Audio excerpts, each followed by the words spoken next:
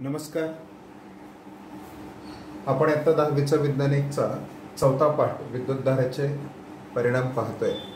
त्यामध्ये काल आपण ऊर्जेचं स्थानांतरण पाहिलेलं आहे आणि आज आपण विद्युतधारेचा औष्णिक परिणाम पाहणार आहोत. आता औष्णिक म्हणजे उष्णता परिणाम असं म्हणता येईल त्याला. तर विद्युतधारेचा औष्णिक परिणाम काय, पहिल्यांदा त्याची व्याख्या काय बघा. विद्युत परिपथामध्ये विद्युत रोध जोडल्यास विद्युतधारेने त्यात उष्णता निर्माण होते, यास विद्युतधारेचा औष्णिक परिणाम असे म्हणतात. परत एकदा बघा, विद्युत परिपथामध्ये विद्युत रोध जोडल्यास म्हणजे विद्युतधारेला विरोध करणारा एखादा वाहक पदार्थ जोडल्यास विद्युतधारेने त्यात उष्णता निर्माण होते. काय निर्माण होते? उष्णता निर्माण होते. यास आपण काय म्हणतो? औष्णिक परिणाम असं म्हणतो. आता या विद्युतधारेच्या औष्णिक परिणामावर काही उपकरणं आधारित आहेत. यामध्ये पाणी गरम करण्यासाठी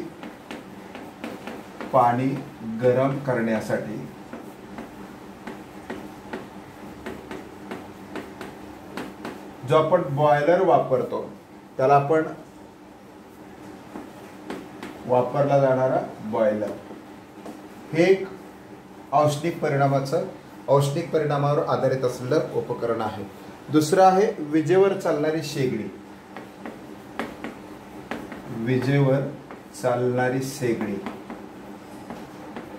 हे पण एक दुसरं उपकरण आहे. आणि अजून एक उपकरण आहे विजेचा बल्ब. तर लक्षात घ्या, या तीनही म्हणजे यासारख्या अनेक उपकरणांमध्ये औष्णिक परिणामावर आधारित असं त्याचं तत्व आहे. ही अशी जी उपकरणं आपण वापरतो यामध्ये नेमकं काय असतं की ही उपकरणं विद्युतधारेचा परिणामाचा उपयोग कसे करतात, तर या उपकरणामध्ये वाहक पदार्थाची रोधकता जास्त असलेले वाहक पदार्थ या ठिकाणी उपयोगात आणले जातात. म्हणजे गरम पाण्याची जी शेगडी आहे किंवा गरम पाणी करण्यासाठी जो बॉयलर आहे, हीटर आपण त्याला म्हणतो, ते वापरताना त्याच्यामध्ये ज्या पदार्थाची विद्युत रोधकता जास्त आहे अशा वाहक पदार्थांचा त्याच्यामध्ये उपयोग केला जातो. त्यानंतर विजेवर चालणारी शेगडी असेल किंवा विजेचा बल्ब असेल, यांच्यामध्ये देखील जे जास्त रोधकता असलेले वाहक पदार्थ याच्यामध्ये उपयोगात आणले जातात. आता हे जे वाहक पदार्थ जे आपण उपयोगात आणतो रोधक म्हणून, यांचा त्यामध्ये कसा वापर केला जातो, तर त्यांचे काय बनवलं जाते? कुंतल बनवलं जातं. म्हणजे त्यांची एक स्प्रिंग बनवली जाते. या स्प्रिंग देखील दोन प्रकारच्या स्प्रिंग बनवल्या जातात. एक म्हणजे कुंतल असतं आणि दुसरं म्हणजे नुसतं कुंतल असतं. आता नुसतं कुंतल म्हणजे काय, तर स्प्रिंग सारखा आकार असतो, साधा स्प्रिंग सारखा आकार. म्हणजे साधारणपणे हे असं असतं बघा, हे असं स्प्रिंग सारखा आकार असतो, हा असा, बरोबर आहे. आता या तारेला थोडंसं आपण व्यवस्थित दिसण्यासाठी या स्प्रिंग सारखा आकार आपण या ठिकाणी बनवू शकतो. नीट लक्षात घ्या. आणि ही आकृती काढताना देखील व्यवस्थित काढायची. मी ज्या पद्धतीने सांगतोय त्याच पद्धतीने आकृती काढायची, म्हणजे आकृतीचा फारसा प्रॉब्लेम येत नाही.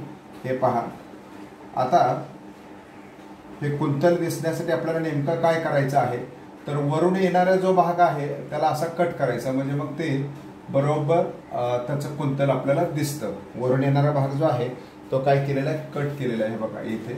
म्हणजे ते शेडिंग आहे ते पण दिसतं आणि आकृती व्यवस्थितपणे दिसते. आणि याच्या खालचा जो भाग आहे याला थोडासा डार्क करा, म्हणजे मग ते आणखी कुंतल स्पष्ट दिसेल. याला हे थोडंसं डार्क करा. हे झालं नुसतं कुंतलांचं कुंतल, म्हणजे स्प्रिंग सारखं दिसणारं स्ट्रक्चर आहे. वरून थोडंसं असं हे पेन्सिलला अशा शेड केल्या की तर तुम्हाला लक्षात येईल, बरोबर आहे. तर या पद्धतीने हे कुंतलांचं कुंतल आहे असं म्हणूया आपण, बरोबर आहे. तर या प्रकारचे स्प्रिंग या उपकरणांमध्ये वापरले जाते. हे साधं कुंतल आहे. तर कुंतलांचं कुंतल काढताना देखील काय करायचं, आकृती काढायची असेल तर ती ही असंच एक कुंतल काढून घ्यायचं आणि त्याच्या भोवतीच आता हे जशी स्प्रिंग काढली तशीच आणखीन एक स्प्रिंग काढायची याच्यामध्ये. या स्प्रिंग म्हणजे ही जी रेषा मी काढलेली आहे स्प्रिंग सारखी, हे स्ट्रक्चर असलेली, ही फक्त आकृती काढायला सोपं जावं म्हणून काढलेली आहे. तर ह्या स्प्रिंगा ह्या महत्वाच्या आहेत, म्हणजे हे कुंतल महत्वाचं आहे. तर या पद्धतीचं कुंतल वापरलं जातं. हे बघा, असं थोडंसं फास्ट केलं की मग ते बरोबर बरोबर बरोबर येत आहे. तर या पद्धतीचं कुंतल काही उपकरणांमध्ये वापरलं जातं. आता ही जी कॉईल आहे, याला कॉईल असं इंग्लिशमध्ये आपण म्हणतो. ही जी कॉईल आहे, ही कॉईल आपण साधारणपणे कशामध्ये पाहिलेली आहे, तर आपल्या बल्बमध्ये पाहिलेली आहे. बल्बमध्ये याला कुंतलांचं कुंतल म्हणायचं, हे नुसतं कुंतल म्हणायचं.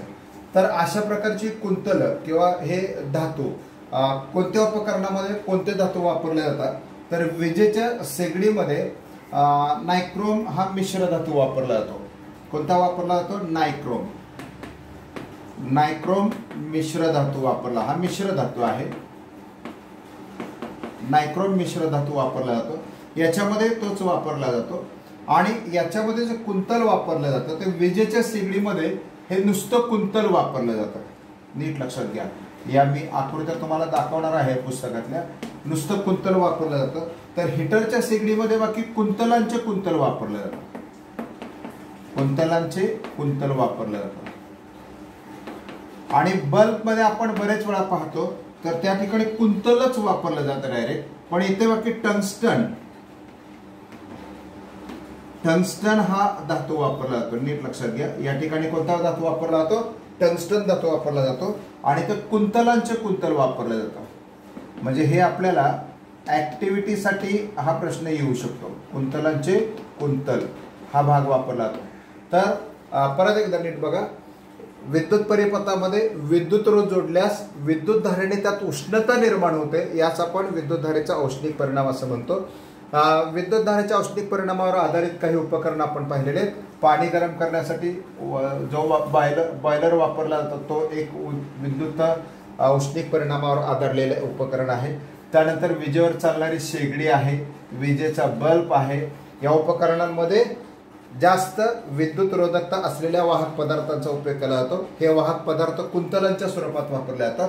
कुंतलांचे पण दोन प्रकार आहेत. नुसतं कुंतल म्हणजे नुसतं स्प्रिंग सारखा आकार असलेलं अशा वेटळा करून, आणि काही ठिकाणी म्हणजे या औष्णिक परिणामासाठी वापरलं जाणार. आता हे असं कुंतल का करून वापरलं जातं त्याचे कारण सांगतो.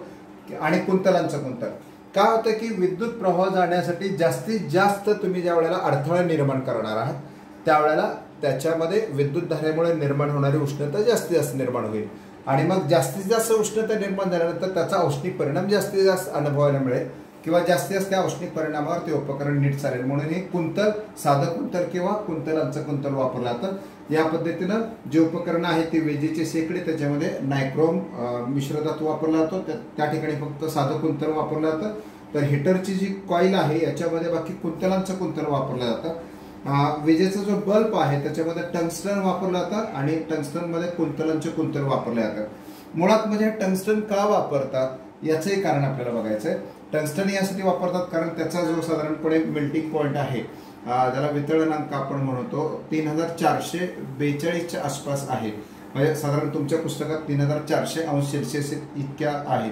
आणि हे टंगस्टन जर 3400 अंश सेल्सिअस पर्यंत तापत असेल आणि तेवढं तापल्यानंतर ते अगदी शुभ्रष्ण म्हणजे अतिशय उष्ण होऊन ते असं सफेद रंगाचं म्हणजे प्रकाशित होतं. आणि यामध्ये प्रकाशित झाल्यानंतर त्यातनं प्रकाश ऊर्जा बाहेर पडते. बघा, म्हणजे या ठिकाणी विद्युत ऊर्जेचं प्रकाश ऊर्जेत रूपांतर होतं. आणि त्याचबरोबर या प्रकाश ऊर्जेबरोबर काही उष्णताही प्रसारित होत असते. उष्णताही त्यातून उष्णतेची प्रेरणा सुद्धा बाहेर पडत असतात. तरीही 3400 अंश सेल्सिअस तापमानापर्यंत ते वितळत नाही. म्हणून बल्ब मध्ये आपण टंगस्टन वापरतो. जर त्यापेक्षा जास्त व्होल्टेज आलं तर हे कुंतल तुटू शकतं बल्ब मधलं. मग त्यावेळेला आपण काय म्हणतो, बल्ब गेला असं म्हणतो. पण 3400 अंश सेल्सिअस पर्यंत हे वितळत नाही. म्हणून हा उच्च वितळनांक असलेला टंगस्टन हा धातू विजेच्या बल्बमध्ये वापरला जातो, कारण तो बरेच दिवसांपर्यंत आपल्याला वापरायचा असतो. आपण पुस्तकामध्ये या आकृत्या कशा दिल्यात त्या चित्राच्या सहाय्याने स्पष्ट करू. तोपर्यंत तुम्ही हे फळ्यावरचं लिहून घ्या. ही जी पहिली आकृती आहे याच्यामध्ये कुंतलांचं कुंतल आणि कुंतल हा भाग दिलेला आहे. या कुंतलांच्या कुंतलमध्ये स्प्रिंगांची स्प्रिंग बनवलेली आहे. हे स्प्रिंग आहे एक प्रकारचे, बरोबर नाही, हे स्प्रिंग आहे. या स्प्रिंगची स्प्रिंग बनवलेली आहे, त्याला म्हणायचं कुंतलांचं कुंतल. तर या ठिकाणी साधं कुंतल वापरलेलं आहे. आता हे साधं कुंतल कुठं कुठं वापरलं आहे बघा, विजेच्या शेगडीमध्ये साधं कुंतल वापरलेलं आहे. तर हीटरमध्ये आपण नीट निरीक्षण केलं तर या ठिकाणी कुंतलांचे कुंतल दिसते. हे पहा, हे कुंतलांचे कुंतल, हे तर कुंतल आहे आतमध्ये, तर कुंतलांचं कुंतल बनवलेलं आहे. तर यामध्ये विजेचा जो बल्ब आहे याच्यामध्ये देखील आपण नीट निरीक्षण केलं तर हे कुंतलांचं कुंतल वापरलेलं आहे, बरोबर आहे. तर या पद्धतीनं हे कुंतलांचा वापर करून विद्युत रोध निर्माण केला जातो उपकरणामध्ये आणि त्याच्यातनं जी उष्णता निर्माण होईल त्या उष्णतेचा वापर आपण आपल्या उपयोगासाठी केला जातो, बरोबर आहे. या ठिकाणी आपण विजेच्या बल्बमधला औष्णिक परिणाम थोडा विचार करूया. यामध्ये कोणता धातू वापरला जातो तर टंगस्टन धातू वापरला जातो. नीट लक्षात घ्या, याच्यामध्ये टंगस्टन हा धातू वापरला जातो. या टंगस्टन धातूचा वितरणांक साधारणपणे किती आहे, 3400 अंश सेल्सिअस आहे. एवढ्या उच्च प्रतीचा वितरणांक असल्यामुळे हा टंगस्टन धातू आपण याच्यामध्ये वापरतो. याच्यामध्ये नेमकं काय काय कोणकोणती ऊर्जा मिळते तर आपल्याला मिळते प्रकाश ऊर्जा, म्हणजे प्रकाश बाहेर पडतो याच्यातनं, प्रकाश पडतो याच्यातनं, कारण सुभ्रष्ट होते, तार खूप तापते, तापल्यानंतर त्याच्यातनं प्रकाश प्रारणं बाहेर पडतात. त्याचबरोबर उष्णतेची प्रारणं देखील बाहेर पडतात, उष्णतेची प्रारणेही बाहेर पडतात. म्हणजे हा एक औष्णिक परिणाम झाला. आता महत्वाचा भाग म्हणजे आपण हा औष्णिक परिणाम पाहताना या बल्बची रचना आपण पाहतो. या बल्बची रचना पाहतानाच आपल्याला दोन गोष्टींचा विचार करावा लागेल की बल्बची रचना अशी का, त्याच्यावरून आपल्याला आणखीन एक गोष्ट समजून घ्यायची की शॉर्ट सर्किटमुळे आग का लागते. आता सगळ्यात महत्वाचं म्हणजे घरातल्या वीज जोडणीमध्ये 3 प्रकारच्या तारा असतात, तशाच उपकरणांमध्ये पण 3 प्रकारच्या तारा दिलेल्या असतात. या ठिकाणी बल्बची जर रचना पाहिली तर आपल्याला असं लक्षात येईल की बल्बमध्ये असे 3 स्टँड असल्यासारखे 3 वायर्स दिसतात आपल्याला, 3 वाहक तारा दिसतात. या तारांमध्ये एक तार असते ती वीजयुक्त तार असते, बरोबर. किती तार असतात घरातल्या जोडणीमध्ये पण 3 प्रकारच्या तार असतात. एक वीजयुक्त तार असते, एक तटस्थ तार असते आणि एक भूसंपर्कन तार असते. तसंच बल्बमध्ये सुद्धा आपल्याला ह्या तारा दिसतील, वीजयुक्त तार दिसते, तटस्थ तार दिसते आणि भूसंपर्कन तार दिसते. हे ही वीजयुक्त तार आहे, ही मधली भूसंपर्कन तार आहे आणि तटस्थ तार आहे. तर ही वीजयुक्त तार आणि तटस्थ तार हे एकमेकांना जोडले जातात आणि त्यांचाच एक भाग इथे भूसंपर्कन तारेला जोडला जातो. आता याच्या पाठीमागचं कारण काय नेमकं ते आपल्याला हळूहळू समजून घेणार आपण. सगळ्यात महत्वाचं म्हणजे वीजयुक्त तार आणि तटस्थ जी तार आहे या दोघांमधलं विभवांतर असणं गरजेचं आहे, त्याशिवाय ह्या बल्बमध्ये हा औष्णिक परिणाम आपल्याला दिसणार नाही. तर या म्हणजे इथून विद्युत प्रवाह गेल्यानंतर तो जास्त प्रभाराकडून कमी प्रभाराकडे, म्हणजे जास्त विभवाकडून कमी विभवाकडे त्याचं वहन होतं. त्यावेळेला 2 टोकांमध्ये विभवांतर असणं गरजेचं, तर विजेचा प्रवाह वाहून जाईल. तर या 2 टोकांमधलं विभवांतर साधारणपणे किती असतं तर घरातल्या जोडणीतल्या सगळ्या उपकरणांमध्ये साधारणपणे 220 व्होल्ट एवढं साधारणपणे विभवांतर असतं. 220 व्होल्ट इतकं विभवांतर असतं. एवढाच विभवांतराचा प्रभार याच्यामध्ये दिला जातो. याच्यापेक्षा जास्त विभवांतराचा प्रभार हा घरगुती उपकरणांना उपयुक्त नाही, लक्षात घ्या, किंवा तो हानिकारक आहे. यासाठी भूसंपर्कन जी तार असते तिचा नेमका काय वापर असतो तर यापेक्षा जास्त विभवांतर झालं तर तो प्रभार, तो जास्तीचा आलेला प्रभार हा या भूसंपर्कन तारेतून आपल्या ज्या घरगुती जोडणीमध्ये आहे त्याच्यातनं एक आपण बाहेर आर्थिंग म्हणतो त्याला आपण, त्या आर्थिंग मधून तो भूमीमध्ये निघून जातो. म्हणून ही भूसंपर्कन तार ही भूमीशी जमिनीला जोडलेली असते, जमिनीला जोडलेली असते. याला आपण आर्थिंग असं पण म्हणतो. अतिरिक्त भार जो आहे तो याच्यातून निघून जातो आणि उपकरणांचं सुरक्षित उपकरणं आपल्याला ठेवता येतात. म्हणून मी भूसंपर्क तार या ठिकाणी घेतलेली आहे. आता आग लागण्याचं मुख्य कारण काय, म्हणजे प्रश्न आपला आहे की शॉर्ट सर्किटमुळे आग का लागते, बरोबर आहे. तर आग लागण्याचं मुख्य कारण काय तर एक पहिलं कारण आहे की उपकरणातला दोष हा एक महत्वाचा भाग आहे. उपकरणामध्ये दोष निर्माण झाला तर बराचसा विद्युत प्रवाह त्या उपकरणामध्येच राहतो, तो पुढे जात नाही आणि मग त्यावेळेला त्या उपकरणाचं काय होतं तापमान वाढतं आणि ते उपकरण पेट घेतं, बरोबर आहे. दुसरं एक आहे तर वीजयुक्त तार आणि तटस्थ तार यामधलं प्लास्टिक आवरण निघून गेल्यामुळे, म्हणजे आपल्याला आता माहिती आहे की ही समजा एक वीजयुक्त तार आहे, बरोबर आहे. आता या प्रकारची एक समजा वीजयुक्त तार आहे, ही आणखीन एक दुसरी ही तटस्थ तार आहे, बरोबर आहे. तर याच्यावरती काय असतं, साधारणपणे आपण दोन वेगवेगळ्या रंगाच्या तारा पाहतो, तर याच्यावर एक अशा प्रकारचं आवरण असतं, हे प्लास्टिकचं आवरण आहे असं समजूया आपण. आतमध्ये वीजयुक्त तार आहे आणि ही आतमध्ये वीजयुक्त तार आहे, बरोबरकडे, आणि त्याच्यावर हे असं प्लास्टिकचं आवरण आहे. तर आता हे प्लास्टिकचं आवरण आहे. या ठिकाणी ही दुसरी तटस्थ तार आहे, याच्यावर पण हे प्लास्टिकचं आवरण आहे. या दोन वेगवेगळ्या रंगाचे असतात. काही वेळेला काय होतं की याच्यावरचे प्लास्टिकचं आवरण काही कारणामुळे ते निकामी होतं, समजा इथं निकामी झालेलं आहे, आणि मग ह्या दोन तारा ज्या होतात, ह्याचं अंतर फार नसतं, आपण इथे फळ्यावर दाखवले, पण ह्या दोन तारा मग याच्यातला हा जो प्रभार आहे तो या तारेवर जातो, बरोबर आहे. त्यामुळे नेमकं काय होतं की या दोन्ही तारांमधून इथूनही विद्युत प्रवाह व्हायला लागतो, इथूनही विद्युत प्रवाह व्हायला लागतो. प्रचंड विद्युत प्रभार, म्हणजे या ठिकाणी काय होतं, तारा एकमेकांना मग चिकटल्या जातात, प्लास्टिकचं आवरण निघून गेल्यामुळे तारा एकमेकांना चिकटतात, मोठा विद्युत प्रवाह व्हायला सुरुवात होतो. त्यामुळे काय होतं, त्या ठिकाणी इतकी उष्णता निर्माण होते, त्या उष्णतेतून काय होतं, त्या जवळच्या पदार्थ त्या वाहक तारांमध्ये प्रचंड वाहत असलेल्या, खूप मोठ्या प्रमाणावर वाहत असलेल्या विद्युतधारेमुळे या ठिकाणी फार मोठ्या प्रमाणावर उष्णता निर्माण होते. उष्णता निर्माण झाल्यामुळे या ठिकाणी ठिणग्या उडायला लागतात आणि त्या ठिणग्या एखाद्या ज्वलनशील पदार्थावर पडल्या की आग लागते, बरोबर आहे. मग आता एक गोष्ट लक्षात घ्या, त्यामुळे आपण असं म्हणतो की शॉर्ट झालंय सर्किट शॉर्ट झाले, म्हणजे काय झालं, तर त्या तारांवरचं प्लास्टिक आवरण निघून गेलेलं आहे, त्यामुळे त्या तारा एकमेकांमध्ये जवळ आलेल्या आहेत, त्यामुळे त्या ठिकाणी प्रचंड उष्णता निर्माण झाली आहे. उष्णतेमुळे ठिणग्या पडल्या, त्या ठिणग्या जर ज्वलनशील पदार्थावर पडल्या तर आग लागते.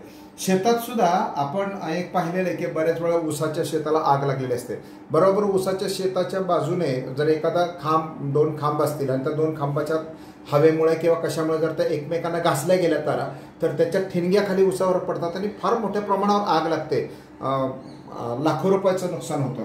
तर हे त्याचं मुख्य कारण हे येऊन एक गोष्ट लक्षात घ्या, या सगळ्या गोष्टींवरती आपल्याला काय उपाय करायला लागतो, तर या ठिकाणी एखादी भूसंपर्क तार ही निश्चितपणे आपल्या उपकरणांमध्ये असलीच पाहिजे आणि आपल्या घराच्या जोडणीमध्ये आर्थिंग केलीच असली पाहिजे.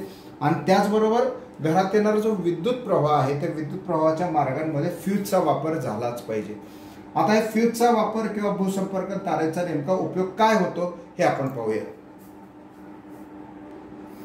आपण आता फ्यूज वापरायचं असं म्हटलंय, तर फ्यूज वापरायचे नेमके फायदे काय होतात, तर आपल्याला माहिती आहे की फ्यूज मध्ये काय केलेलं असतं, एक विशिष्ट तापमानापर्यंत वितळणारी एक वितळ तार जोडलेली असते, म्हणजे एका विशिष्ट प्रमाणापेक्षा जास्त तापमान झालं की ती तार वितळून जाते, बरोबर आहे. फ्यूजमध्ये विशिष्ट तापमानावर वितळणारी एक वितळ तार त्याच्यामध्ये जोडलेली असते.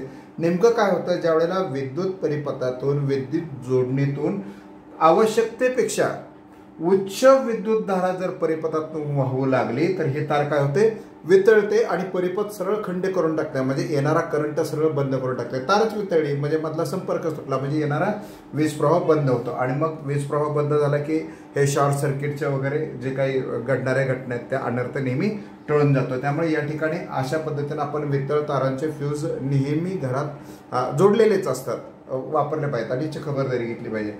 आता आणखीन एक महत्त्वाचा भाग असा आहे की उन्हाळ्याच्या दिवसामध्ये विशेषतः संध्याकाळी काय होतं की घरोघरी बल्ब लागतात, त्यानंतर पंखे चालू असतात, फ्रीज चालू असतं, आपला AC चालू असतं, वातानुकूलन यंत्र चालू असतात, दुकानातली वीजधारा मोठ्या प्रमाणात वापरली जात असते. अशा वेळेला काय होतं की एकाच वेळी अनेक उपकरणं सुरू झाल्यामुळे, एकाच वेळी अनेक ठिकाणी विद्युत प्रवाह वापरले गेल्यामुळे वीज प्रभाराची मागणी खूप वाढते, बरोबर का नाही. म्हणजे खूप त्या ठिकाणी काय होत असतं, उपयोगात येत असते, वीजधारा खूप उपयोगात येत असते, वापरली जात असते. अशा वेळेला ट्रान्सफॉर्मरमधनं खूप मोठ्या प्रमाणावर विद्युत प्रभार असा खेचला जातो, बरोबर का नाही. आणि त्यामुळे ट्रान्सफॉर्मरमधनं जर मोठ्या प्रमाणावर विद्युतधारा ओढली गेली तर ट्रान्सफॉर्मरमधल्या ज्या तारा आहेत त्या निश्चितपणे त्या तापायला लागतात, नेहमीपेक्षा जास्त विद्युतधारा वाहू लागतात. ज्या वेळेला ट्रान्सफॉर्मरमधनं जास्त विद्युतधारा व्हायला लागतं त्यावेळेला ट्रान्सफॉर्मरच्या शेजारी जोडलेला म्हणजे आता आपण ज्या वेळेला जास्त विद्युतधारा ओढले जाणार त्याला ओव्हरलोडिंग म्हणणार. ते ओव्हरलोडिंग व्हायला लागलं की जे ट्रान्सफॉर्मरच्या शेजारी जे फ्यूज लावलेले असतात त्या फ्यूज मधल्या विद्युत तारा तुटतात आणि आपल्याकडे येणारे विद्युतधारा बंद होते, म्हणजे आपण म्हणतो लाईट गेली असं, बरोबर नाही. तर अशा वेळी ट्रान्सफॉर्मरला जोडलेल्या फ्यूजच्या तारा वितळतात आणि वीज प्रवाह खंडित होतो. म्हणजे या ठिकाणी जास्त प्रमाणात विद्युतधारा ओढल्यामुळे हा परिणाम सगळा घडत असतो. आता घरामध्ये जर समजा आपल्या उपयोगाच्या आवश्यकतेपेक्षा अचानक जास्त विद्युत प्रवाह आला तर तो घरातल्या उपकरणांना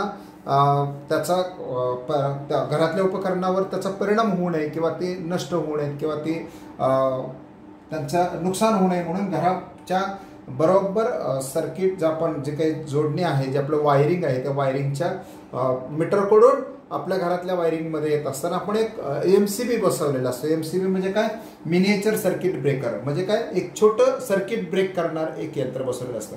ते यंत्र काय होतं, जर समजा आतमध्ये खूप जोरात विद्युतधारा ओढली गेली किंवा दोन तारा एकमेकांना चिकटल्या तर त्याचा जो स्टार्टर तो डायरेक्ट खालीच पडतो आणि सगळा विद्युत प्रवाह बंद होतो. मग आपण म्हणतो काहीतरी झालंय, आपल्या कुठेतरी जोडणीत काहीतरी प्रॉब्लेम झालाय. मग आपण चेक करतो नेमकं कोणतं उपकरण चालू केल्यानंतर होत आहे हा प्रॉब्लेम, कोणतं स्विच चालू केल्यानंतर हा प्रॉब्लेम होतो ते आपण पाहतो. म्हणजे त्या स्विचमध्ये कुठेतरी एखादी बारीकशी तार, आपल्याकडे ज्या तांब्याच्या तारा असतात त्या अनेक तारांचा एक विटळं करून एका तारेमध्ये घातल्या, त्यातली एखादी बारीकशी तार जरी दुसऱ्या कुठल्या तरी भूसंपर्क, दुसऱ्या कुठल्या तरी तटस्थ तारेला किंवा याला म्हणजे विद्युत तारेला जर जोडलेली असेल तर त्याच्यामध्ये जास्तीचा विद्युत प्रवाह वाहतो आणि अशा वेळेला लगेच MCB खाली पडत असतो. तर अशा पद्धतीने आपण विविध उपकरणांची काळजी घेतली पाहिजे, कारण या सगळ्या गोष्टींमध्ये आपल्याला औष्णिक परिणाम जाणवतो. या औष्णिक परिणामाचे जसे फायदे आहेत तसेच अतिशय साधा पण खूप महत्त्वाचा एक तोटा म्हणजे औष्णिक परिणामामुळे आगी लागू शकतात आणि यासाठी आपल्याला वितळतार फ्यूज वापरले गेले पाहिजेत. त्यानंतर भूसंपर्क असलेलं पाहिजे, घरातल्या सगळ्या वीज जोडणीमध्ये भूसंपर्कित तार केली पाहिजे. आर्थिंग त्याची बाहेर आपल्या घराच्या बाजूला आर्थिंग केली पाहिजे आणि घरामध्ये MCB म्हणजे मिनिएचर सर्किट ब्रेकर हा आपल्या वीज जोडणीमध्ये निश्चितपणे उपयोगात आणला पाहिजे. तर हे झाले औष्णिक परिणाम याच्यावरची सविस्तर माहिती. आपण याच्यावरची 1-2 उदाहरणं आहेत ते आपल्याला पाहायची आहेत, जी उदाहरणं आपल्या परीक्षेसाठी आवश्यक म्हणून निर्धारित केलेली तेवढी 2 उदाहरणं आपण पाहणार आहोत. आता या पहिल्या उदाहरणामध्ये बघा, नायक्रोम मिश्र धातूपासून तयार केलेली 6 मीटर लांबीची तार आहे. किती मीटर लांबीची तार आहे? 6 मीटर लांबीची तार आहे आणि तिचं कुंतल आपण तयार केलेलं आहे. 6 मीटर लांबीच्या तारेचं कुंतल तयार करून उष्णता निर्माण करण्यासाठी दिलेली आहे. काय केले? 6 मीटर लांबीचं नायक्रोम तारेचं कुंतल तयार केले आणि ते जोडलेले आहे परिपथामध्ये. आता परिपथाचा रोध किती आहे? 22 ओहम एवढा दिलेला आहे. परिपथाचा रोध आहे म्हणजे विद्युत रोध आहे त्याच्यामधला परिपथातला 22 ओहम इतका आहे. तर ही तार निम्म्याहून तोडून जर निम्मी केली तार ती जर जोडली तर या 6 मीटर लांबीच्या तारेतून जास्त उष्णता मिळेल की निम्मी म्हणजे 3 मीटर लांबीची तार केली त्याच्यामधनं जास्त उष्णता मिळेल असं त्यांनी विचारलेलं आहे. आता बघूया, तर आता ही शक्ती मिळवण्यासाठी तारेची किंवा कुंतलांची टोकं हे दोन्ही म्हणजे जी स्प्रिंग असेल ती ज्या 2 वायरींना जोडलेली त्या 2 टोकांचं विभवांतर त्यांनी 220 म्हणजे घरात वापरले जाणारे जेवढे विभवांतर आहेत तेवढे विभवांतराची विद्युतधारा आपल्याला पुरवलेली आहे. आता या माहितीमध्ये विद्युत रोध किती आहे तर 22 ओहम एवढा आहे आणि विभवांतर 220 व्होल्ट एवढा आहे. आता पहिल्यांदा आपण मिळवणारे अखंड तारेच्या कुंतलातून निर्माण झालेली उष्णता. आता उष्णता मिळवण्याचं सूत्र आपण काय पाहिलेले? P बरोबर V वर्ग छेद R, बरोबर नाही? आणि त्याचा कालावधी T आपण इथे एक मांडलेला आहे, त्यामुळे P बरोबर V वर्ग छेद R. मग V वर्ग म्हणजे कोणाचा वर्ग आहे बघा बरं? 220 चा वर्ग आहे, बरोबर. आणि R किती आहे? किती रोध आहे? 22 आहे. म्हणजे या ठिकाणी 220 चा वर्ग म्हणजे 220 गुणिले 220 छेद हे किती आहे? 22 आहे. या 22 ने या 22 ला भाग गेला, याचा हे 0 म्हणजे 10 झाले. म्हणजे 220 गुणिले 10 बरोबर 2200 वॅट एवढी उष्णता निर्माण झालेली असेल. कळतंय? डोक्यात आलं? आता या ठिकाणी बघ की निम्म्या लांबीचे जर कुंतल बनवलं असेल तर रोध सुद्धा निम्मा होणार. मग बरोबर नाही? रोध निम्मा होणार म्हणजे तो किती होणार? 22 चा किती होणार? 11 होणार. म्हणजे ह्या सूत्रामध्ये P बरोबर V वर्ग छेद R मध्ये V व्होल्टेज तर काही बदलणार नाही, विभवांतर बदलणार नाही. 220 चा वर्ग छेद अर्धा विद्युत रोध झाला असेल म्हणजे 11 केला असेल. आता याच्यामध्ये निर्माण होणारी उष्णता म्हणजे या ठिकाणी किती विद्युत शक्ती वापरली गेली तेवढी उष्णता निर्माण होणार. या ठिकाणी वापरली गेलेली विद्युत शक्ती तेवढ्या प्रमाणात उष्णता निर्माण होणार. या ठिकाणी किती विद्युत शक्ती वापरली बघू आपण आता. 220 गुणिले 220/11 आहे. 11ने याला भाग लागला म्हणजे 2 झाले म्हणजे 20 आले बरोबर. 20 गुणिले 220 बरोबर 22 दुने 44 आणि वरचे हे 2 शून्य म्हणजे 44 म्हणजे 4400 वॅट एवढी उष्णता या ठिकाणी निर्माण होणार. बरोबर की नाही. एवढी विद्युत शक्ती वापरली म्हणजे जास्त उष्णता निर्माण होणार. याचाच अर्थ जर तार निम्मी केली तर उष्णता काय होणार आहे, जास्त मिळेल आपल्याला. कशी मिळेल, उष्णता जास्त मिळेल. ओके, हे पहिलं उदाहरण नीट पुन्हा एकदा समजून घ्या. आपण दुसरं उदाहरण पाहूया. दुसऱ्या उदाहरणामध्ये काय म्हटले, एका 9 ओहम विद्युत रोधाला एक घड जोडलाय. बरोबर आहे. म्हणजे असा एक 9 ओहमचा एक असं दिलेला आहे आणि याला एक घड जोडलेला आहे. असा हा घड जोडलेला आहे. ओके, तर हा एक विद्युत घड जोडलेला आहे. 9 ओहमच्या विद्युत रोधाला एक घड जोडलेला आहे. त्यामुळे त्यातून वाहणाऱ्या विद्युत धारेमुळे विद्युत रोधामध्ये या ठिकाणी या विद्युत रोधामध्ये एका सेकंदाला किती ऊर्जा निर्माण होते, किती उष्णता निर्माण होते, 400 जूल एवढी उष्णता निर्माण होते असं म्हटलंय. एका सेकंदाला 400 जूल एवढी ऊर्जा निर्माण होते. तर त्या विद्युत रोधाला किती विभवांतर द्यावं लागलं असेल. बरोबर आहे की नाही. म्हणजे या टोकामध्ये आणि या टोकामध्ये विभवातला किती फरक द्यावा लागला असेल, म्हणजे किती क्षमतेची विद्युत धारा त्या ठिकाणी उपयोगात आणली जाईल असं म्हणता येईल आपल्याला. तर आता या ठिकाणी माहिती काय आहे, निर्माण होणारी उष्णता किती आहे, म्हणजे वापरलेला प्रभार तेवढी उष्णता 400 जूल एका सेकंदाला. बरोबर, 1 सेकंदाचा कालावधी दिलेला आहे. या ठिकाणी रोध किती दिलेला आहे, 9 ओहम एवढा रोध दिलेला आहे आणि व्होल्टेज काय दिलेलं आहे ते आपल्याला काढायचं आहे. विभवांतर आपल्याला काढायचं आहे. मग सूत्र काय आपलं, P बरोबर V वर्ग छेद R हे सूत्र आहे. आपण पाठीमागच्या उदाहरणात हे पाहिलं. मग P ची किंमत काय आहे, 400 joule per second. 400 joule per second V वर्ग छेद R असे लिहिलेले. आता या ठिकाणी R ची किंमत सुद्धा आपल्याला दिलेली आहे, ती पण आपण घालूया. म्हणजे 400 बरोबर V वर्ग छेद 9. बरोबर आहे का नाही. ह्या 9ने काय केलं, इकडे आणून गुणलं. 400 गुणिले 9 झाले. V वर्ग बरोबर 400 गुणिले 9 म्हणजे V वर्ग बरोबर 3600. 3600 या दोन्हींचे वर्गमूळ काढून घ्या. वर्गमूळ काढून घेतल्यानंतर V वर्गाचं वर्गमूळ V झालं आणि 3600चं वर्गमूळ 60 व्होल्ट एवढं विभवांतर त्या ठिकाणी या परिपथामध्ये द्यावं लागणार आहे. दुसरी 2 उदाहरणं अजून पुस्तकात दिलेली आहेत, पण ती उदाहरणे या वर्षीपुरती वगळण्यात आलेली आहेत, त्यामुळे ती उदाहरणे मी घेत नाहीये. तर बाळांनो, हे व्यवस्थित नीट समजून घ्या. पुन्हा व्हिडिओ पहा. एखादा भाग समजला नसता तर रिपीट करून पाहायचा आणि समजून घ्यायचा. आणि शक्यतो रिपीट करून पाहताना एक पुस्तकं बरोबर ठेवायची. वहीत नोट्स लिहून घ्यायच्या, पुस्तकं बरोबर ठेवून घ्यायची. ज्या मुलांकडे पुस्तकं अजून उपलब्ध झाले नाहीत त्यांनी वहीमध्ये लिहून घ्या आणि मग व्हिडिओ ऐका आणि त्या पुस्तकामध्ये वहीमध्ये वाचा, म्हणजे तुम्हाला आणखीन छान समजेल. बरोबर आहे. चलचित्र तितकं पटकन समजत नाही, पण एखादा भाग लिहून घेतला आणि वाचला तर तो छान समजतो. व्हिडिओला लाईक करा आणि शेअर करा आणि महत्त्वाचं म्हणजे चॅनलला सबस्क्राईब करा, म्हणजे पुढचे व्हिडिओ तुम्हाला मिळत राहतील. धन्यवाद.